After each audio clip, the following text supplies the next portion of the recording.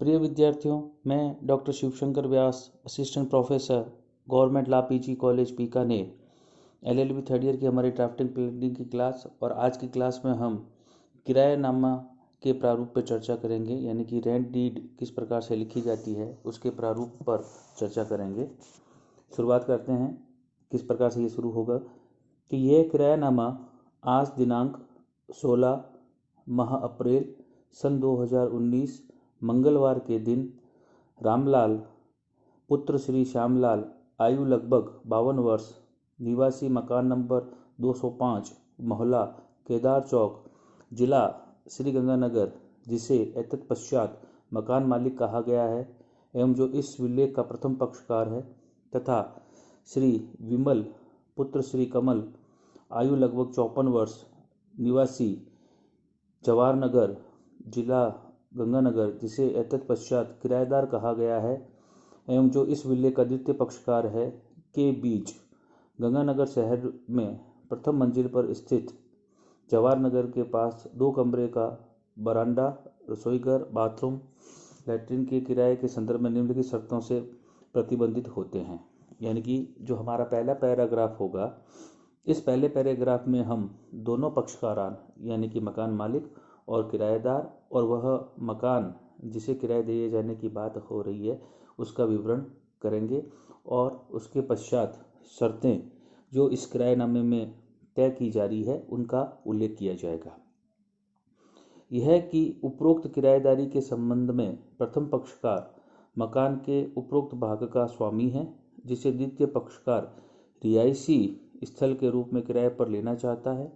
इसलिए द्वितीय पक्षकार उक्त मकान के उक्त भाग में किराएदार की हैसियत से निवास करेगा। पॉइंट नंबर 2, यह कि किराएदारी वाले भाग का किराया 2000 रुपये प्रति मास रहेगा और किराएदार के उक्त भाग में रहने की कुल अवधि 11 माह की होगी। यानी कि किराया तय हो गया और किराए की अवधि जो है वो 11 महीने तय की गई है। यह कि किराएदारी प्रत्येक माह की पहली तारीख से प्रारंभ होकर उसी माह की अंतिम तारीख को समाप्त हो जाएगी। यानी कि 1 तारीख से लेके उस महीने की अंतिम तारीख तक ये किराएदारी चलेगी। बिंदु संख्या 4, यह कि मकान मालिक एवं उक्त किराएदार के बीच ये करार हुआ है कि किराएदार प्रत्येक माह की पहली तारीख उक्त मकान के किराएदारी वाले हिस्से का किराया मकान मालिक को संदाय करेगा और इस अदायगी के संबंध में मकान मालिक से उसकी एक रसीद भी प्राप्त कर लेगा। यानी कि दोनों पक्षकारों के बीच में ये बात तय हुई है, ये करार हुआ है कि प्रत्येक माह की पहली तारीख को किराएदार किराया दे देगा और वह मकान मालिक से इस संबंध में रसीद भी प्राप्त कर लेगा। बिंदु संख्या 5, यह कि उक्त किराएदार मकान के उक्त हिस्से में जितनी विद्युत का उपभोग करेगा उसे मकान मूल्य जैसे उसका मूल्य प्रत्येक माह में उसके लगे हुए मीटर की रीडिंग के अनुसार वहन करना होगा। यानी कि अब वो किराएदार जो बिजली का उपभोग करेगा तो उसके लिए जो मीटर लगा दिया गया है, हम देखते हैं कई बार जब किराएदारी में किराया देता है तो मेन मीटर के साथ सब मीटर भी लगा दिया जाता है, या अगर एक ही किराएदार है तो जो मुख्य मीटर है उसके हिसाब से उसकी जो रीडिंग आई है वह रीडिंग के अनुसार उसका उपभोग करेगा। अर्थात ये बताना चाह रहा है कि किराए जो है उसके अलावा विद्युत का खर्च रहेगा। बिंदु संख्या 6, यह कि मकान के किराएदारी वाले हिस्से के संबंध में लगने वाले हाउस टैक्स एवं पानी के बिल से किराएदार का कोई दायित्व नहीं होगा। यानी कि जो पानी का बिल है उससे छूट दी गई है और हाउस टैक्स जो है वो मकान मालिक ही अदा करेगा। यह कि यदि मकान के किराएदारी वाले हिस्से में किसी प्रकार के मरम्मत की आवश्यकता होगी तो उसे मकान मालिक अपने खर्चे से करवाएगा। यानी कि उस मकान की मेंटेनेंस, टूट फूट अगर कोई कार्य करवाना है तो वो कराने की जो शर्त इस करार में तय कर दी गई है कि वो मकान मालिक ही कराएगा। यह कि किराएदार उक्त किराएदार वाले हिस्से में किसी प्रकार की कोई तोड़ फोड़ नहीं करेगा, न ही किसी प्रकार से उसकी विशेषता या प्रकार में कोई परिवर्तन करेगा। यदि किराएदार द्वारा मकान को कोई क्षति पहुंचती है तो वह उसकी क्षतिपूर्ति करने के लिए प्रथम पक्षकार के प्रति उत्तरदायी रहेगा। यानी कि किराएदार उस मकान में किसी प्रकार का कोई परिवर्तन नहीं कर पाएगा, कोई तोड़ फोड़ नहीं कर पाएगा और किराएदार की गलती से अगर कोई मकान को क्षति पहुंचती है तो उसकी क्षतिपूर्ति करने का जिम्मा भी किसका होगा? किराएदार का। बिंदु संख्या 9, यह कि किराएदार ने यदि उक्त किराएदारी वाले हिस्से का किराया लगातार 3 माह तक अदा न किया तो उसकी किराएदारी समाप्त समझी जाएगी। बिंदु संख्या 10, यह है कि 11 माह के पश्चात किराएदारी की अवधि बढ़वानी हो तो किराएदार के प्रार्थना पत्र पर, जिसे वह 11 माह व्यतीत होने से 1 माह पूर्व मकान मालिक को देगा, और यदि किराएदारी की अवधि बढ़ाई जाती है तो उक्त विलेख पत्र दोनों पक्षकारों के बीच पुनः तैयार किया जाना आवश्यक होगा।